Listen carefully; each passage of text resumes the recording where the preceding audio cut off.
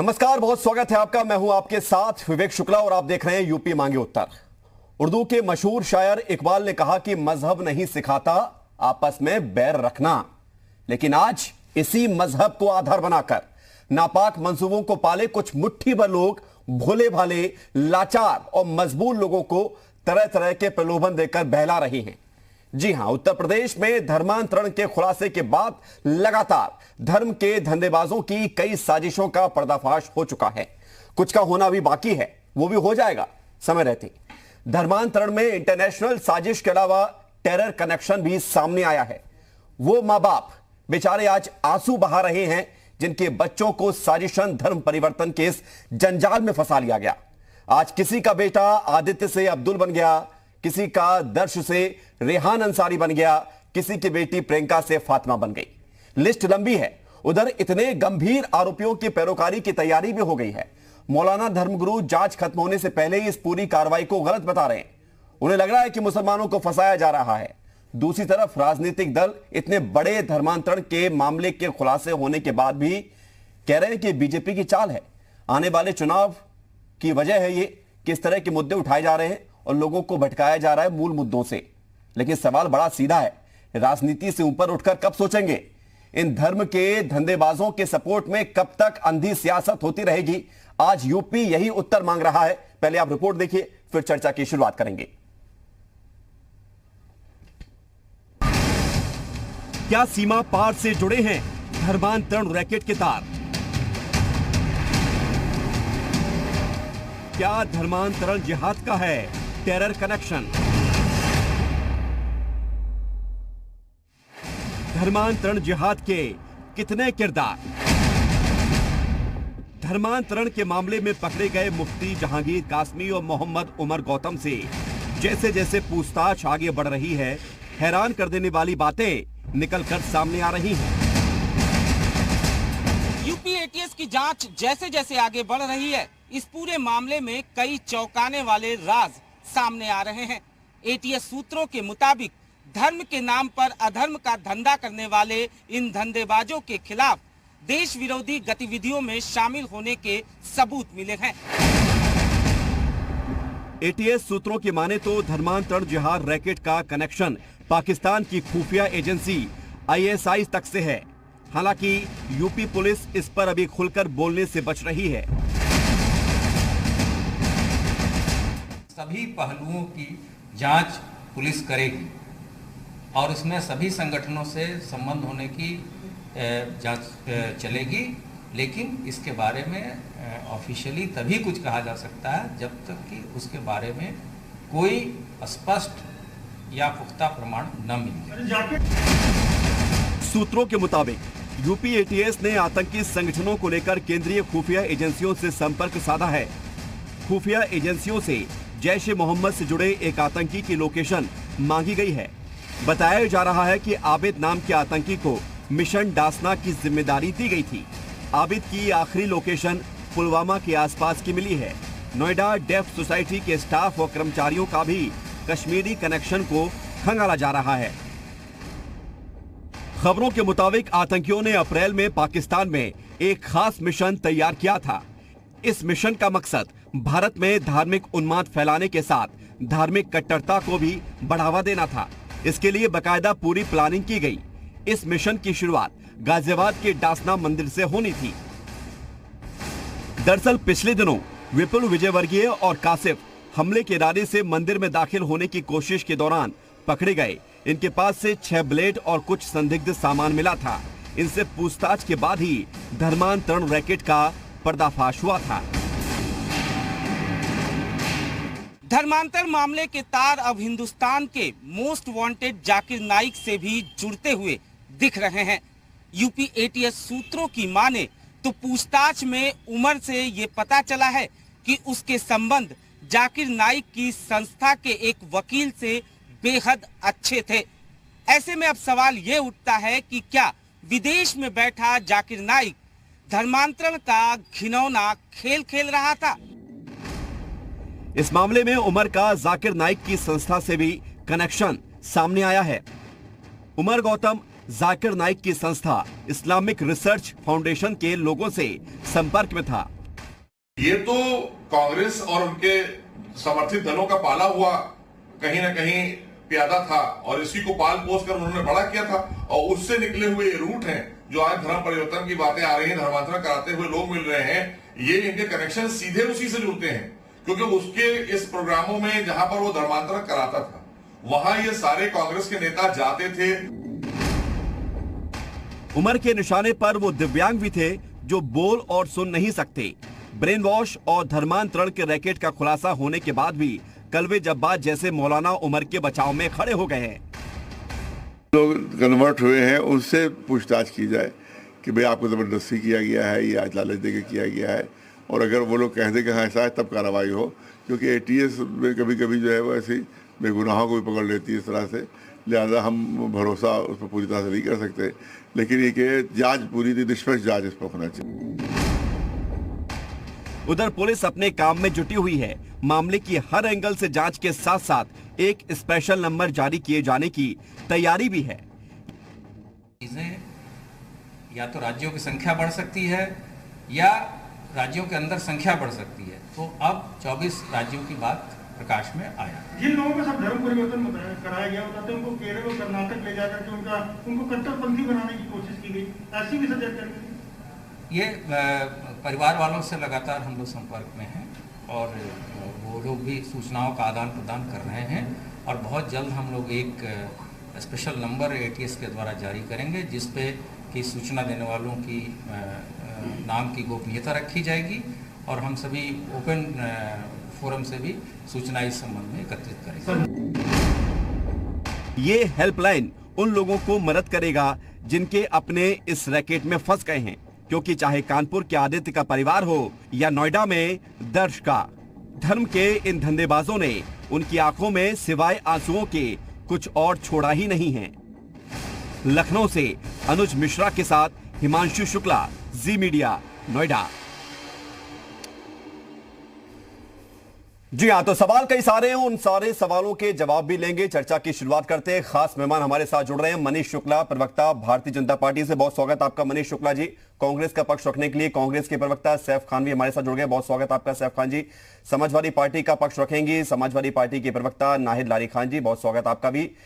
जितेंद्रानंद सरस्वती हमारे साथ जुड़ रहे हैं, महामंत्री हैं आप अखिल भारतीय संत समिति के वाराणसी से, बहुत स्वागत आपका आचार्य जी। और मौलाना मुजम्मिल नदवी हमारे साथ जुड़ गए हैं, मुस्लिम धर्मगुरु हैं, बहुत स्वागत आपका मौलाना मुजम्मिल जी। सवाल पहला आपसे, जिस पर इतने गंभीर आरोप हैं उसकी पैरवी करने के लिए जमीयत उलेमा हिंद, उसकी पैरवी करने के लिए मौलाना धर्मगुरु सब सामने आ रहे हैं, जिसके कनेक्शन इस पूरे घटनाक्रम का आतंकी जैश से जुड़ते हुए सामने आ रहा है। ये इतनी हमदर्दी क्यों है उस काम की जो कि गलत माना जाता है इस्लाम में भी?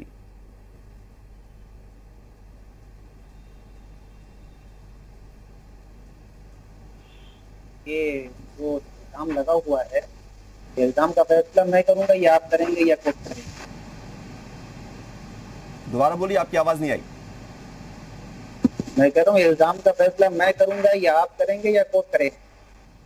ना हम करेंगे ना आप करेंगे, कोर्ट करेगा, लेकिन फैसला तो आप ही के द्वारा हो रहा है ना। धर्मगुरु कह रहे हैं कि फंसा लिया जाता है बेगुनाहों को, ये निर्णय किसने कर दिया? ये भी तो आप ही लोग कर रहे हो।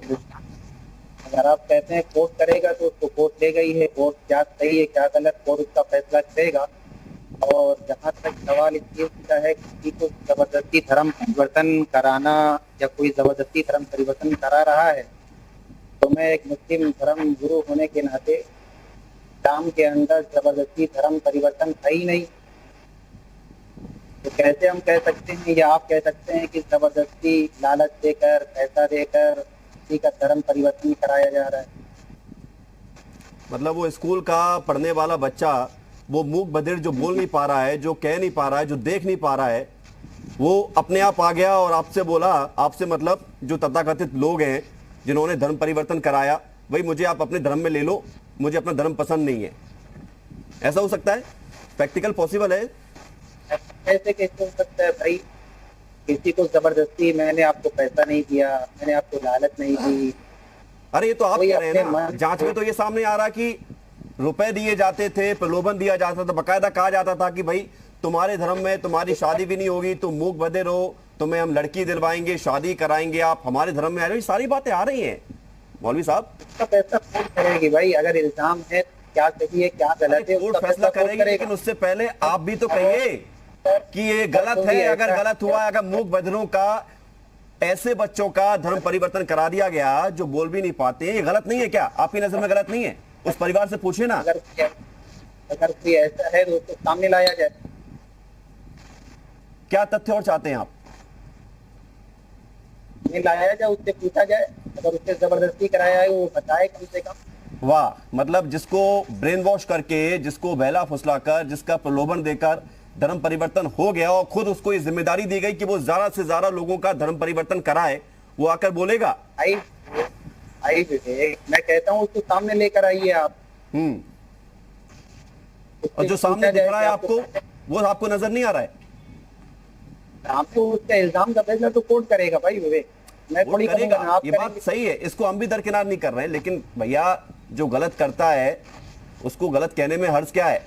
ये भी कह रहे ना कि आरोपी है तो जो किया है वो गलत किया है। ये तो कह सकते हो कि जो आरोप लगे हैं वो ऐसा नहीं होना चाहिए, ये गलत है, आरोप ये कहिए ना। आरोप है या इल्जाम है, उसका फैसला तो कोर्ट करेगा। अरे मेरे कहने से क्या हो, कोर्ट करेगा, ठीक है। अरे आप पैरोकारी कर रहे हो ना।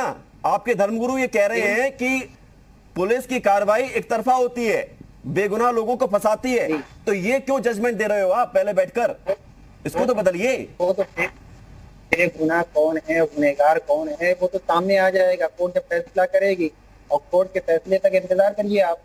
इंतजार तो सभी कर रहे हैं, कोर्ट का फैसला आएगा तो दूध का दूध, पानी का पानी हो जाएगा। लेकिन हम ये भी देख रहे हैं तो आप इस पूरी घटना की निंदा करने की बजाय आप उसकी तरफदारी कर रहे हैं, केस कमजोर कर रहे हैं कहकर कि पुलिस बेगुनाहों को फंसाती है। भाई विवेक, कोर्ट का इंतजार करिए, ठीक है, जवाब है आपके पास।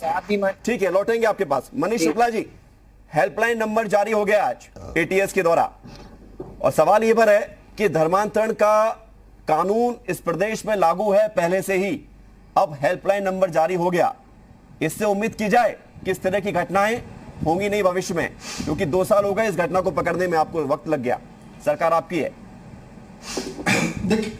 देखिए विवेक जी, धर्मांतरण का विषय कोई साल 2 साल का न मामला है, न दशक 2 दशक का मामला है। सैकड़ों साल से हिंदुस्तान में भय, लालच या छल पूर्वक धर्मांतरण का खेल चल रहा है।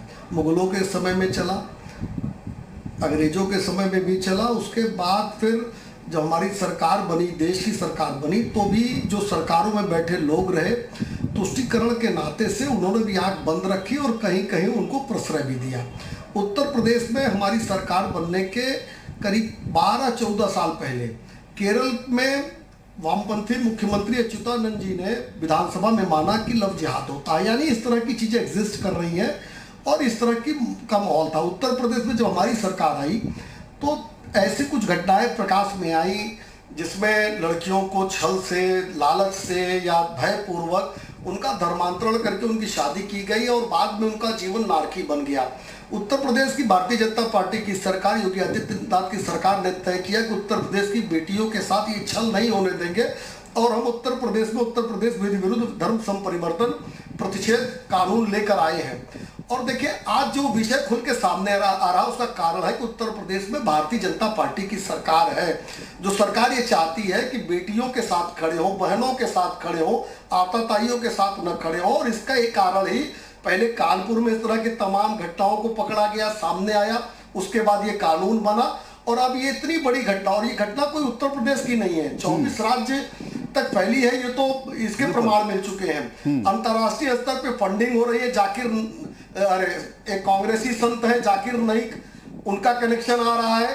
अभी आसाम में जिस बदरुद्दीन अजमल के साथ कांग्रेस ने चुनाव लड़ा, उस बदरुद्दीन अजमल का नाम भी इसमें आ रहा है। तो यानी देखिए, तब सभी तरह का संरक्षण ऐसे गिरोह को है, लेकिन हमारी सरकार रहते ऐसे आतताइयों के खिलाफ कार्रवाई सुनिश्चित की जाएगी। सरकार बहन और बेटियों के साथ खड़ी होगी। जहां भी एक बात मैं और कह के बात को खत्म करूंगा, इंपॉर्टेंट है। वैसे आपने विवेक जी ने कहा था, कह चुके लेकिन मैं भी उसी बात से बात को उठाता, अगर आपने नहीं पॉइंट किया होता। ये तमाम जो मौलाना, इस्लामिक स्कॉलर और अभी आपने कल में जब्बार जी का भी बयान दिखाया, जो लोग ये कह रहे हैं कि उनसे पूछताछ होनी चाहिए जिनका कन्वर्जन हुआ है, मूक और बधिर, यानी जो बोल नहीं पा रहा है, जो सुन नहीं पा रहा है, उससे आप क्या पूछोगे, वो क्या बताएगा, या इन्होंने ही उसको कैसे कन्विंस किया, ये तो मैं नहीं समझ पा रहा हूं कि कौन सा ऐसा सरकार आपकी है, क्योंकि अगर आप नहीं समझोगे तो किससे उम्मीद की जाएगी? जो सरकार में रहता है उसको समझना चाहिए। देखिए हम तो कार्रवाई कर रहे हैं, ठीक है, कार्रवाई आपकी हुई है, लेकिन देरी से हुई है। और ये बात भी सही है कि पूरे देश भर के तमाम राज्यों में ये पूरा सिंडिकेट फैला हुआ है। लौटूंगा आपके पास। सैफ खान, सवाल आपसे, क्या विपक्ष इस पूरे मामले को लेकर ये सोचता है कि एक घटना है जिसको अभी ज्यादा फैलाया जा रहा है, उकेरा जा रहा है क्योंकि चुनाव है, क्योंकि लगातार 2-3 दिन से ऐसे बयान सामने आ रहे हैं कि चुनाव को देखते हुए सारे मामले उठाए जा रहे हैं? देखिए विवेक जी, मैं दो बातें आपके चैनल पे जो है रखना चाहूंगा। पहली चीज, भारतीय जनता पार्टी के जो प्रतिनिधि अभी स्टेटमेंट्स और जुमलेबाजी कर रहे थे उसकी भी मैं क्लैरिटी जो है देना चाहूंगा। और जो आपने सवाल पूछा है कि कांग्रेस का स्टैंड क्या है इसके ऊपर, जो है जाहिर सी बात है, अभी 5 जो आपकी विधानसभाएं हैं, जो है 5 स्टेट जो है वहां पे चुनाव आने वाले हैं, इंक्लूडिंग उत्तर प्रदेश। तो ये सब चीजें तो देखने में आनी ही है। बहरहाल आपको भी लग रहा है कि चुनाव आने वाले हैं इसलिए सब हो रहा है, धर्माकरण का मामला आ रहा है। रुक जाइए विवेक जी, आपने जो है भारतीय जनता पार्टी को नहीं आपको भी समय दे रहा हूं, लेकिन मैं यही तो कंफर्म करा रहा हूं आपसे कि आपको भी लग रहा है ना, तो उसको खुलकर बोलिए। मैं उसका जवाब दूंगा, मगर मैं अपनी बात खत्म करने के बाद जो है पहली चीज जो है कि आप धर्म परिवर्तन की इस वक्त बात कर रहे हैं। धर्म जागरण समिति जो है वो उत्तर प्रदेश में योगी जी की ही द्वारा जो वो की गई है, जिसमें जो है ये भी केसेस जो है सुनने में आते हैं कि ये ऐसी एजेंसीज हैं, और ऐसी एजेंसीज इंडियन नेशनल कांग्रेस उसकी जो है आलोचना करती है, चाहे वो धर्म जागरण समिति हो या चाहे वो ऐसे स्कूल हो जहां डेफ एंड डम्ब बच्चों को जो है जबरदस्ती जो है कोई किसी भी धर्म में जो है वो दिया उंडेड़ा जाता है या फेंका जाता है, चाहे वो पैसों के लालच में हो या चाहे वो जॉब दिलाने के लालच में हो। तो ये मैं स्पष्ट और क्लियर करना चाहता हूं कि भारतीय जनता पार्टी के जो जुमलेबाज प्रतिनिधि हैं वो कांग्रेस का नाम ले रहे थे। क्या है कि भारतीय जनता पार्टी किसी काम के ऊपर तो आ नहीं सकती, किसी भी स्टेट के ऊपर, मगर जब तक वो रिलीजन के नाम के ऊपर लोगों को भड़काओ और ये सब चीजें ना करे, जब तक तो इनका जो है इनको वोट पड़ेंगे नहीं, क्योंकि काम पे तो कुछ किया नहीं गया। चाहे उत्तर प्रदेश की बात करें, जहां मतलब आप ये मानते हैं कि धर्म के आधार पर ही चुनाव लड़ा जाएगा, जो 24% उत्तर प्रदेश में धर्म के आधार पर चुनाव लड़ा जाएगा, ये कांग्रेस मान रही है। सैफ खान जी, चूंकि ब्रेक पर जाना, उससे पहले मैं चाहूंगा कि सबका एक कमेंट कर लें, उसके बाद फिर आपकी बात पूरी कहेंगे। लेकिन सवाल यही है नायल लारी खान जी कि क्या राजनीतिक दल चुनाव के चश्मे को हटाकर कुछ और देखना चाहेंगे? क्या हमें जो सच्चाई दिख रही है वो नजर नहीं आती है? विवेक शुक्ला जी, ये एक सीरियस मैटर है, ये वाकई में एक गंभीर मसला है। और हमने सुना कि एडीजी लॉ एंड ऑर्डर ने खुद एक्सेप्ट किया कि ये 2 साल पहले से ये प्रकरण चल रहा था, और यहाँ तक कहा कि इसमें फॉरेन फंडिंग थी। तो निश्चित रूप से फॉरेन फंडिंग जो है गवर्नमेंट एजेंसीज के थ्रू ही आती है, और अगर ये 2 साल से चल रहा था तो यहाँ की सरकार, उत्तर प्रदेश की सरकार या सेंट्रल गवर्नमेंट भी और जितनी एजेंसीज है, इंटेलिजेंस, LIU, CBI, ATS, ये सब क्या कर रही थी? क्या ये लोग कोमा में थे या सो रहे थे? निश्चित रूप से जो दिख रहा है कि सरकार कोमा में है, और यही बात तो समाजवादी पार्टी पिछले 4 साल से कह रही है कि बीजेपी सरकार जो है कोमा में, या उत्तर प्रदेश में सरकार नाम की कोई चीज नहीं है। और माननीय हाईकोर्ट ने भी कहा कि उत्तर प्रदेश भगवान भरोसे है, और माननीय सुप्रीम कोर्ट ने तो कहा कि उत्तर प्रदेश में जंगल राज है। अब आप बात करिए कि ये जो केस है, इस मैटर में देखिए जो एडीजी लॉ एंड ऑर्डर ने बताया कि 1000 केसेस हैं, लेकिन अभी तक पब्लिक डोमेन पर ये नहीं बता पाए कि आखिर ये 1000 केसेस जो बता रहे हैं कौन लोग हैं, इनके नाम क्या, इनके वेयरअबाउट्स क्या है। कल एक प्रमुख हिंदी अखबार में आया था कि उसके फ्रंट पेज में छपा था कि 60 लोग हैं, दूसरे पेज में छपा 18 लोग हैं, और उसके नीचे छपा कि 2 लोगों तो समाजवादी पार्टी को फर्क कब पड़ेगा? जब केस 1000 सबके नाम सामने आ जाए तब फर्क पड़ेगा, या 50-60 से असर नहीं पड़ता है?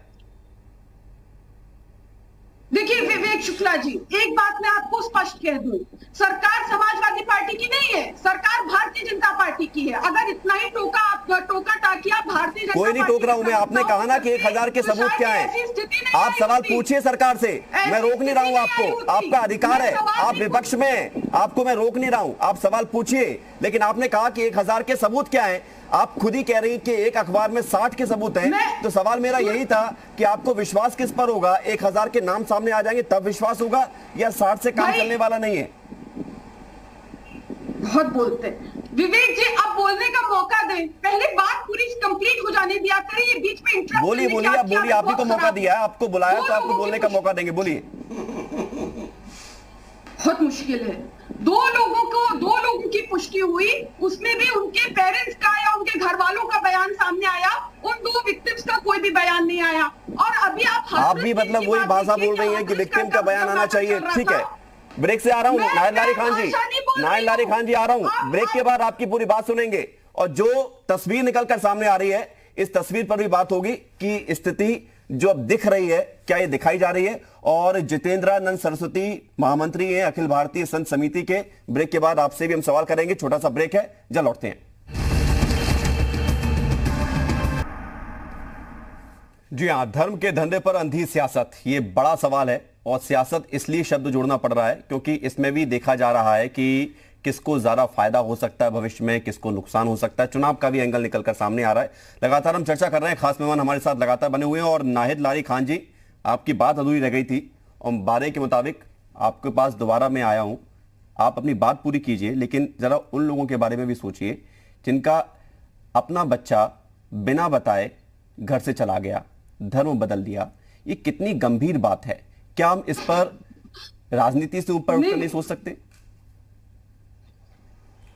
नहीं, आप बिल्कुल सही कह रहे हैं विवेक जी, ये बेहद गंभीर और दुखदाई मैटर है। मैंने तो शुरू में ही कहा कि ये बेहद गंभीर और दुखदाई मैटर है।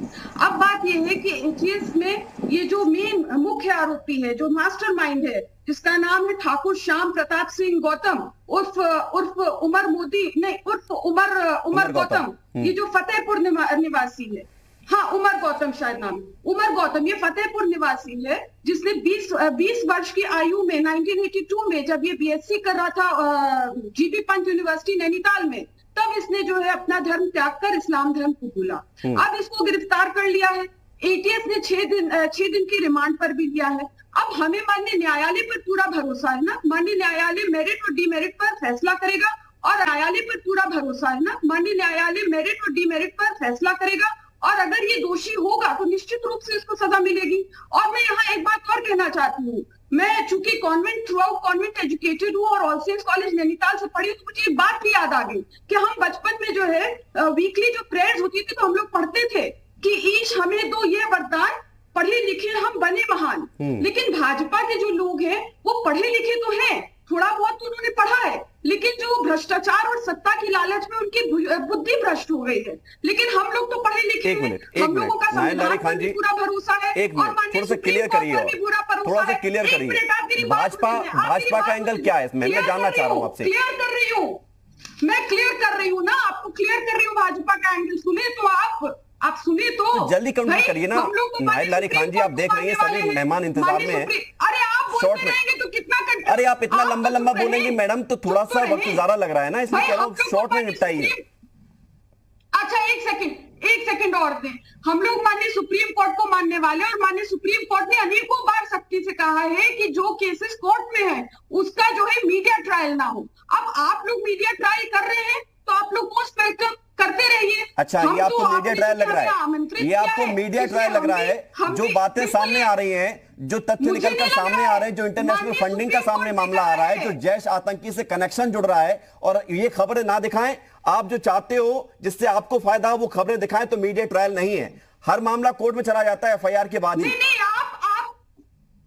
आप जो करना चाहे, गोदी मीडिया के जो एंकर, बस यही समस्या है इस बात की कि जिस दिन आपकी बात कर लो तो आप वरिष्ठ पत्रकार हैं, आप पढ़े लिखे पत्रकार हैं, जिस दिन सच्चाई दिखा दो तो आपको एक गोदी मीडिया नजर आता है। लौटेंगे आपके पास। मनीष शुक्ला जी, जनता की आंखों में जो, अरे जनता की आंखों में धूल आप भी झोंक रहे हैं। आप सच को सच नहीं कह पा रहे हो, आप सच को सच नहीं कह पा रहे हो।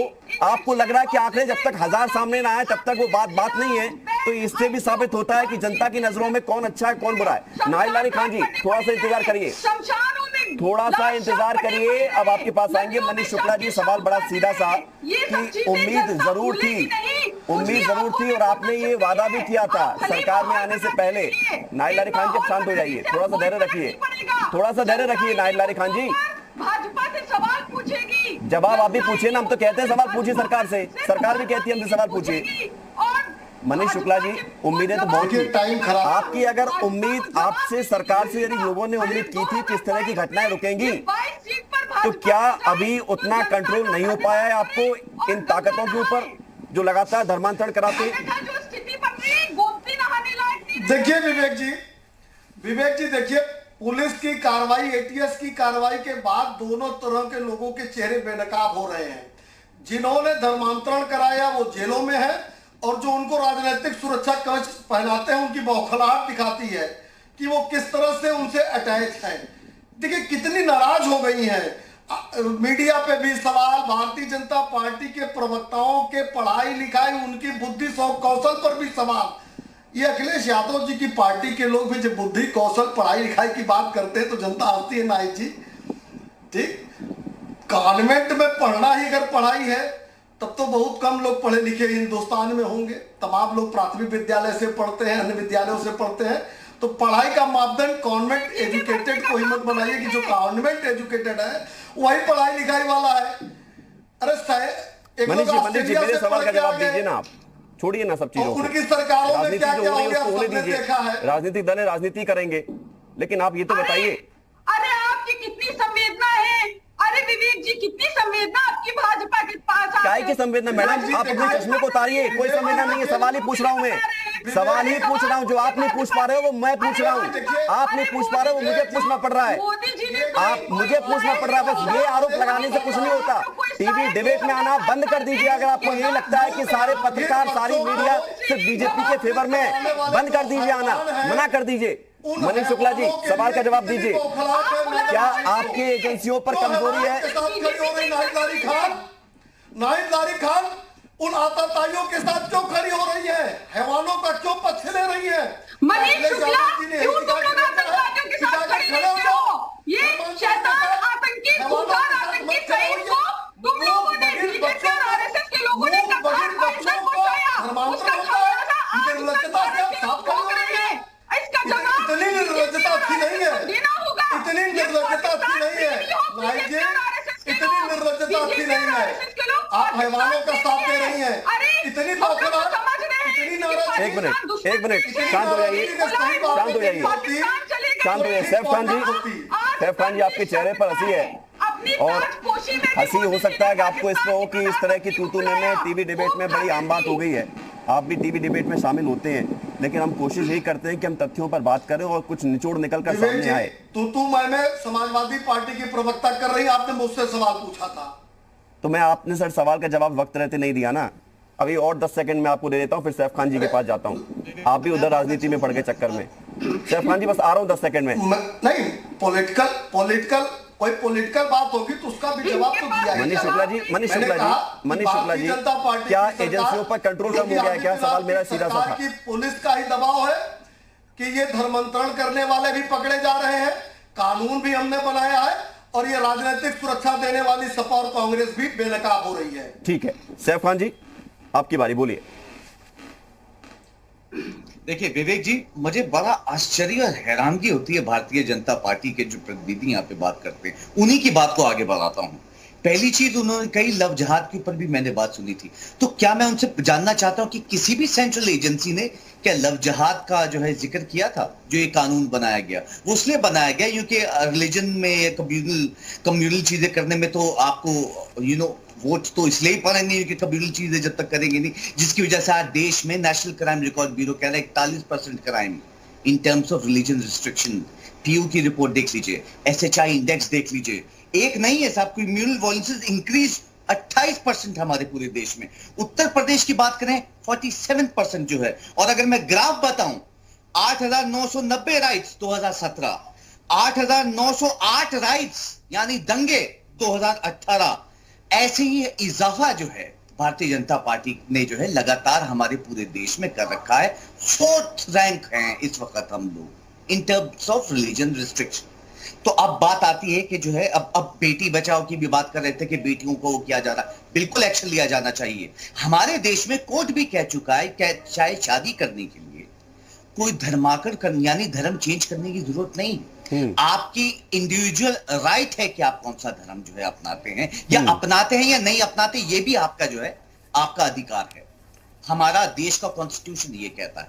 बच्चियों की और महिलाओं की बात कर रहे हैं, थोड़ा सा समय कम है इसलिए मैं बीच में इंटरप्ट कर रहा हूं आपको, लेकिन आप ही से सवाल पूछ रहा हूं, मैं आप ही से सवाल पूछ रहा हूं। हमारा देश फिर चौथे in terms of Saif Khan ji, Saif Khan ji, उन लोगों को क्या कहेंगे, विवेक जी दिक्कत उन लोगों को क्या कहेंगे जो मूक बधिर, जो बच्चे जो स्कूल में पढ़ते हैं, जो गरीब हैं, लाचार हैं, वो महिलाएं, उनको बहला फुसला कर जो बातें तथ्य निकल कर सामने आ रहे हैं, धर्म परिवर्तन कराकर लालच देकर उसी काम में फिर लगा देना कि ज्यादा से ज्यादा संख्या में धर्म परिवर्तन कराइए। हमारे देश में हमें कानून पे पूरा भरोसा है और ऐसे लोगों को अगर सिद्ध होता है तो सख्त से सख्त कार्रवाई करनी चाहिए। कांग्रेस घर वापसी कराएगी उन लोगों की जिन लोगों ने धर्म परिवर्तन कराया, कोशिश करेगी, सपोर्ट करेगी। जो ISI से मिले हुए हैं, जो जैश मोहम्मद से मिले हुए हैं, मगर ये कोर्ट जब तक कोर्ट जो है साबित कर इस चीज के कोर्ट जब तक इसको लगा। सैफ खान जी, कोर्ट से अगर एक हाइपोथेटिकल क्वेश्चन है, अगर साबित हो गया कि जबरन धर्मांतरण कराया तो क्या कांग्रेस स्टैंड लेगी कि इन लोगों का घर वापसी कराया जाए? बिल्कुल लेती है। मैं आपके सामने बोलता हूं, हम जिस भी कोर्ट से जो भी फैसला आएगा हम उसके उस स्टेटमेंट का कानून के साथ में जो है खड़े हुए। इससे ज्यादा और क्लियरिटी जो है मैं आपके चैनल पे और अपनी पार्टी की तरफ से जो है आगे सफाई जो है देना चाहता हूं और रख रहा हूं। मगर क्या है कि इस चीज को और मुद्दा बना के जो है आप ये देखिए ना, ये जो धर्मांतरण हो रहे थे किसके पीरियड में हो रहे थे? 2 साल से जो है अभी भारतीय जनता पार्टी की ही सरकार है, उत्तर प्रदेश में बात करें, हमारे पूरे सेंट्रल उसमें बात करें, तो इसका मतलब मैं ये मानूं कि ये जितना भी फेलियर है ये सब भारतीय जनता पार्टी के रिजिम में अपने टेन्योर में ही हो रहा है। मगर बैठ के सामने भाषण देना चाहते हैं बच्चियों के लिए। कुलदीप सिंह सेंगर को भूल गए मेरे ख्याल से, पॉस्को एक्ट लगने के बाद भी 1 साल तक उसकी गिरफ्तारी नहीं हुई थी, है ना? फिर जाके जो है उसकी गिरफ्तारी हुई है 1 साल बाद। महिलाओं की और बच्चियों की बात करते हैं, भूल गए बच्चियों को जो है रात को। लौटूंगा आपके पास, मौलाना मुजम्मिल नदवी साहब हैं हमारे साथ, है ना? तो ये मौलाना मुजम्मिल नदवी साहब हमारे साथ तो मुझे शायद नहीं है, उनसे हम बात करते, सवाल पूछते। बाकी था नाइल खान जी, हाँ आप ही की तरफ आ रहा हूं मैं, आप ही को मौका दूंगा। आप ये पहले तो ये आप भ्रम दूर कर दीजिए कि हम 22 होते हैं, हम आपको मौका नहीं देते, हम सबको मौका देते हैं। जितनी संख्या में गेस्ट होते हैं उतनी संख्या में उतनी समय पर आना पड़ता है, लेकिन हम चाहते हैं कि राजनीति से ऊपर उठकर भी देश और प्रदेश के बारे में कभी सोचना चाहिए। नहीं, आपकी सोच एकदम सही है विवेक जी। मैंने तो अभी भी कहा, मैं तो फिर आपसे कहती हूँ बहुत गंभीर और दुखद मामला है। मैं ये कहना चाहती हूँ, आज जो है सरकार ने जो है हेल्पलाइन नंबर इस संबंध में रिलीज की है। अभी आप देखिए, अभी 3 महीने पहले की बात है, कोविड के लिए भी इन लोग ने तमाम हेल्पलाइंस रिलीज की थी, लेकिन धरातल पे वो हेल्पलाइंस कितनी बोगस निकली वो आप भी जानते हैं और हम भी जानते हैं। तो ये मैं कहना चाहती हूँ, भारतीय जनता पार्टी के लोग कहते कुछ है लेकिन धरातल पर दिखता कुछ है। अब जैसे मोदी जी ने 2017 में, उस वक्त योगी जी का तो नामो निशान नहीं था दूर दूर तक, 2017 में कहा खाएंगे ना खाने के लिए स्वच्छ भारत बनाएंगे, लेकिन धरातल पर वो सांसद थे वो। ऐसा तो मत कहिए कि नामो निशान नहीं था। नहीं, मतलब प्रचार में नहीं थे, लेकिन चलिए बहरहाल आप मुद्दे पर आइए। लेकिन जो विपरीत, जो धरातल पर जो सैफ भाई मुझे बोलने दे, 17 केसेस रजिस्टर्ड थे योगी जी। देखिए धरातल पर जो होता है, भारतीय जनता पार्टी का वो विपरीत होता है। Saif ji, let me speak please, when it's your turn you can speak. धरातल पर भारतीय जनता पार्टी ठीक विपरीत करती है। पहले कहा न खाएंगे न खाने देंगे, धरातल पर क्या कि भ्रष्टाचार, भाजपा के भ्रष्टाचार के चलते नवनिर्मित शमशान घाट की छत धराशायी हो गई, बड़ी संख्या में लोगों की मृत्यु हो गई और वहाँ की धरती लाल हो गई। इसी कोरोना काल में हमने देखा भाजपा के लोग और भाजपा मुझे लगता है लोग किस तरह इंजेक्शन, बेड, दवाई, ICU, अस्पताल। ठीक है, नाइल लारी खान जी, एक मिनट, मनीष जी एक मिनट, नाइल लारी खान जी सुनेंगे आप मेरी बात सुनेंगी। कोरोना की व्यवस्थाओं पर आपसे कई बार चर्चा हो चुकी है, क्या कोरोना और धर्मांतरण आप एक करके चलेंगे? अरे भाई, आपको जो सूट करता है उसको हर जगह नहीं इन्वॉल्व कर सकते। नाहिल अली खान जी इंतजार करिए। मनीष शुक्ला जी, मनीष शुक्ला जी, सवाल ये है कि ये घटनाएं कैसे रुकेंगी, ये घटनाएं कैसे लगाम में आएंगी? देखिए, कार्रवाई शुरू हो गई है। पहले कानपुर में जब इस तरह की घटना प्रकाश में आई तो एक बड़ा कड़ा कानून लेकर हम आए हैं। उत्तर प्रदेश एटीएस ने इस केस को खोला। अभी नाहिद जी को लग रहा है कि जो हेल्पलाइन है वो काम करेगी या नहीं करेगी। नाहिद जी, अगर आपके अगल बगल इस तरह की कोई घटना हुई है और आप सूचना देना चाहती हैं तो एक बार हेल्पलाइन जरूर ट्राई करिएगा। अगर नहीं काम करती है तो आप जी यूपी पे बताइए कि हेल्पलाइन काम नहीं कर रही है, आपको उसकी व्यवस्था दी जाएगी। अगल बगल कहीं इस तरह की अगर धर्मांतरण की घटना आपके ध्यान में है और आप बताना चाहती हो, हेल्पलाइन की चेक करना चाहती हैं, जैसे आपने कहा काम करेगी या नहीं करेगी, तो एक बार आप चेक जरूर करिए। जरूर अगर डालेंगी तो सामने आ सकते हैं। स्टेटस देखा भाई, अब देखिए फिर से आप चलिए। नाहिल अली खान जी, नाहिल अली खान जी, सुन तो लीजिए, देखिए सुन तो लीजिए। अभी आपने सैफ खान जी को टोका ना जब आपके बीच में बोल रहे थे, सुन तो लीजिए। कोविड काल में महलों में बैठ के अखिलेश यादव ट्वीट करते रहे। अरे भाई, कोविड काल में आपने ना करा तुम। नाहिल अली खान जी, नाहिल अली खान जी, नाहिल अली खान जी, नाहिल अली खान जी, नाहिल अली खान जी, आपके एक भी सवाल धर्मांतरण को लेकर नहीं, सारे कोविड को लेकर है। कि मत लगवाओ, अखिलेश यादव ने कहा। मनीष जी ने कहा कि वैक्सीन लगवाओगे तो नपुंसक हो जाएंगे। मनीष जी, बात नहीं कीजिए। कोरोना का जवाब ले लेना। जिन्होंने कहा वैक्सीन मत लगवाओ, यही समस्या है देश की। किस तरह की घटना हो, षड्यंत्र में शामिल जाना था जापान और पहुंच गए चीन। कहते रहे सैफ खान जी, अखिलेश यादव कहते रहे। मनीष शुक्ला जी, एक मिनट, मनीष शुक्ला जी, मनीष शुक्ला जी, मनीष शुक्ला जी, क्या धर्मांतरण कानून को और ज्यादा मजबूत करने की जरूरत है? मनीष शुक्ला जी, धर्मांतरण कानून को। नाहिल अली खान जी, शांत हो जाइए ना, आप लगातार बोल रही हैं दूसरों को। आप नाहिल अली खान जी रुकिए, आपकी चिंता वाजिब है, लेकिन यहाँ पर आप गलत टाइमिंग में सारी चिंता जाहिर कर रही हैं। इनका कुछ ज्यादा अटैचमेंट है ऐसे हवालों। मनीष शुक्ला जी, क्या धर्मांतरण कानून को और ज्यादा मजबूत करने की जरूरत है? नाहिल अली खान जी, इनकी आवाज थोड़ी सी कम कर दीजिए क्योंकि महत्वपूर्ण सवाल है। मनीष शुक्ला जी, ये बताइए कि क्या धर्मांतरण कानून को और मजबूत करने की जरूरत है, कुछ और करना चाहिए?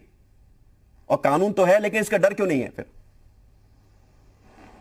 नहीं, देखिए, कानून के नाते से ही तमाम जगहों पे कार्रवाइयां हुई हैं, गिरफ्तारी हुई है, बच्चियों को न्याय मिल रहा है। और इस केस में भी ये कानून की महत्वपूर्ण भूमिका होगी, क्योंकि कानून में है कि किसी को जोर जबरदस्ती या केवल शादी के प्रयोजन से धर्मांतरण किया गया हो। चूंकि इस केस में आ रहा है कि ढेर सारी महिलाओं का धर्मांतरण करके तुरंत उनकी शादी कराई गई है, तो इस कानून के मदद से वो शादी शून्य घोषित होगी, उनकी वापसी में मदद मिलेगी। मैं एक बात जरूर कह के खत्म करूंगा, जो लोग कोरोना का रोना रो रहे हैं, उनके नेता ने वैक्सीन लगाने से मना किया। उनके एमएलसी ने कहा कोरोना की वैक्सीन लगवाएंगे तो नपुंसक हो जाएंगे। शफीकुर रहमान बर्क इनके सांसद हैं, उन्होंने कहा अल्लाह हिफाजत करेगा। तो कम से कम आप लोग ठीक है, कोरोना काल में व्यवस्थाएं देखी है। धर्मांतरण को लेकर सवाल था, तो धर्मांतरण कंट्रोल में कराएंगे आप। धर्म बदलने का मजहब में, संविधान में सबको अधिकार है, लेकिन जबरन धर्म परिवर्तन ये गैर कानूनी, इस पर लगाम लगनी चाहिए। बहुत शुक्रिया आपका मनीष शुक्ला जी, सैफ खान जी और नाहिल अली खान जी हमारे साथ जुड़ने के लिए, इस चर्चा में हिस्सा लेने के लिए। छोटा सा ब्रेक है, यूपी मांगे उत्तर प्रदेश में।